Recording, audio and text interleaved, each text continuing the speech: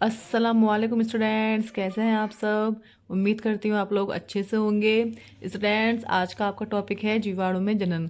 देखिए, जीवाणु की संरचना, जीवाणु में पोषण, ये सब मैं आपको लास्ट वीडियो में करा चुकी हूँ। आज बात करते हैं जीवाणु में जनन की। देखिए, जो जीवाणु होते हैं तो जीवाणु में वर्धी या कायिक जनन अथवा अलैंगिक जनन होता है। देखिए, लैंगिक जनन क्या होता है, अलैंगिक जनन क्या होता है, ये मैं आपको अपने फर्स्ट चैप्टर में बहुत ज़्यादा डीपली और डिटेल से पढ़ा चुकी हूँ।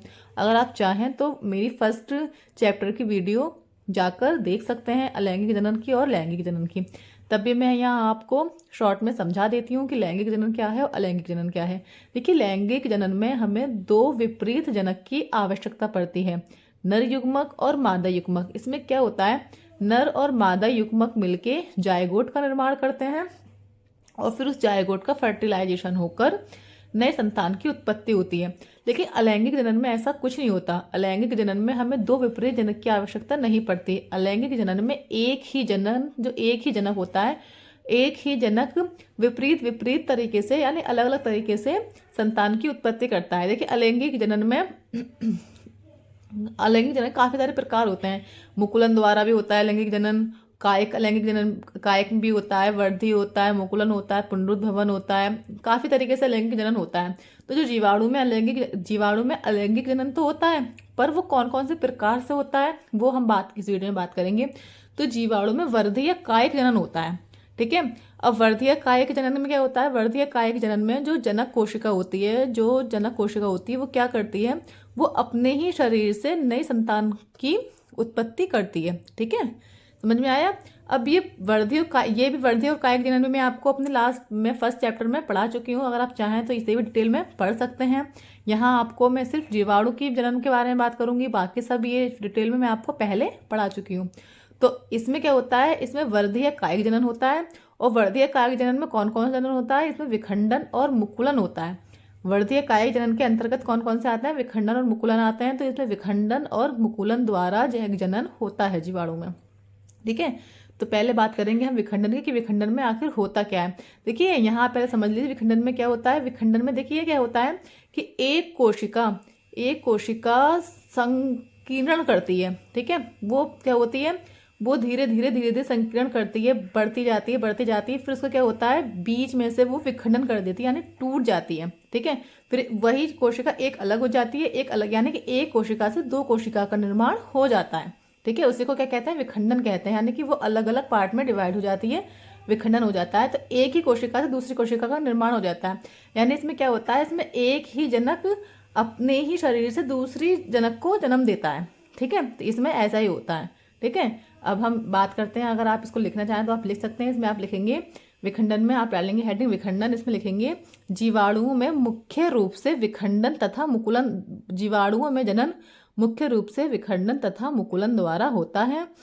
अनुकूल वातावरण में, देखिए हाँ एक चीज और समझ लीजिए, जो विखंडन होता है जीवाणुओं में, तो जीवाणु विखंडन के लिए किस चीज की जरूरत पड़ती है, एक अनुकूल वातावरण की। ये ना तो ज्यादा हाई टेम्परेचर में विखंडन कर सकते हैं और ना ही ज्यादा लो टेम्परेचर में कर सकते हैं। इन्हें विखंडन करने के लिए एक अनुकूल वातावरण की जरूरत होती है। तो आप लिखेंगे अनुकूल वातावरण में जीवाणु कोशिका एक अनुप्रस्थ भित्ति द्वारा दो कोशिका में बट जाती है। ठीक है, मैंने आपको बताया एक कोशिका अलग हो जाती है और एक कोशिका अलग हो जाती है, यानी एक ही कोशिका संकीर्ण करती रहती है, फिर बढ़ती जाती है, फिर दो कोशिका में अलग अलग विभाजित हो जाती है, बट जाती है। विखंडन से पूर्व यानी विखंडन से पहले कोशिका अपने आकार में बढ़ती है। मैंने आपको बताया कोशिका धीरे धीरे बढ़ती है अपने आकार में, तथा धीरे धीरे जीव द्रव्य के मध्य में, जो जीव द्रव्य पाया जाता है उसके बीच में संकीर्णन उत्पन्न होता है। ठीक है, तथा अनुप्रस्थ भित्ति बनने के कारण दो बराबर भागों में विभाजित हो जाती है। ये दोनों भाग अलग अलग होकर एक नई कोशिका का निर्माण करते हैं। ठीक है, समझ में आ गया आपका विखंडन। इसमें अगर आप चाहें तो एक लाइन और ऐड कर सकते हैं।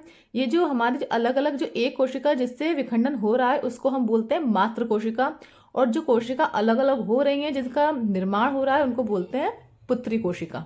ठीक है, ये आप और लिख सकते हैं, उसमें ऐड कर सकते हैं। ठीक है, चलिए अब हम विखंडन हो गया, अब हम बात करेंगे मुकुलन की। तो अगला हेडिंग डालेंगे आप मुकुलन। स्टूडेंट्स, मैंने विखंडन के बारे में आपको बता दिया। अब बात करते हैं मुकुलन की। देखिए, जैसे मैंने आपको बताया था कि अलैंगिक जनन, लैंगिक जनन, ये सब मैं आपको पहले पढ़ा चुकी हूँ। इसी तरह मुकुलन, विखंडन, पुनरुद्भवन, कायिक, ये सब मैं आपको पढ़ा चुकी हूँ। यहाँ सिर्फ मैं आपको समझाने के लिए एक बार बता रही हूँ।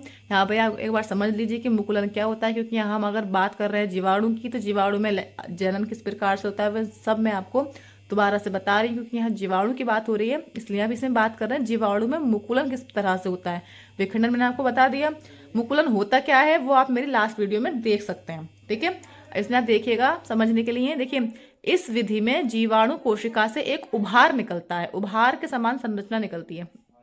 देखिए, वो आप देख लीजिए। देखिए, ये क्या है, ये हमारी कोशिका है, ये जीवाणु की कोशिका है, इसके अंदर एक सिंगल डीएनए है, ठीक है। अब क्या हुआ, आप सेकंड संरचना देखिए, तो इसमें एक उभार आपको नजर आ रहा है, ये उभार नजर आ रहा है इसमें, ठीक है। इसमें क्या होता है, इस उभार को क्या कहते हैं, इस उभार को मुकुल कहते हैं। क्या कहते हैं, मुकुल कहते हैं, ठीक है। फिर क्या होता है, फिर इसमें कोशिका द्रव्य तथा केंद्रीय पदार्थ आ जाते हैं। अभी नेक्स्ट आप संरचना देखिएगा, तीसरे वाली, तो इसमें क्या हुआ, इस मुकुल में कोशिका द्रव्य और केंद्रीय पदार्थ आ गए, यानी ये जो डीएनए इसमें है, जो कोशिका, ये सब क्या है, इसमें आ गया, इस मुकुल में आ गया। फिर क्या हुआ, पूर्ण विकसित होने पर मुकुल जनन कोशिका से संकीर्ण द्वारा अलग होकर नई कोशिका के रूप में कार्य करते हैं। ये इसका कोशिका द्रव्य तथा केंद्रीय पदार्थ इसमें आ गया। फिर क्या हुआ, ये पूर्ण विकसित हुआ, यानी ये विकसित हुआ ऐसे, और इसका विकास हुआ, और क्या हुआ, ये मुकुल जनन कोशिका संकीर्ण द्वारा अलग हो गया। अलग होकर क्या किया, इसने नई कोशिका का निर्माण किया, ठीक है। मुकुल अलग होकर अलग कोशिका बन गई और पहले वाली कोशिका अलग हो गई, ठीक है। तो इस प्रकार से मुकुलन की जो हमारी क्रिया होती है वो समाप्त हो गई, ठीक है। तो मैं उम्मीद करती हूँ विखंडन आपको समझ में आया और मुकुलन आपको समझ में आया होगा। अब आज की वीडियो में इतना ही। अब मिलते हैं अपनी नेक्स्ट वीडियो नेक्स्ट टॉपिक के साथ। तब तक के लिए अल्लाह हाफिज़।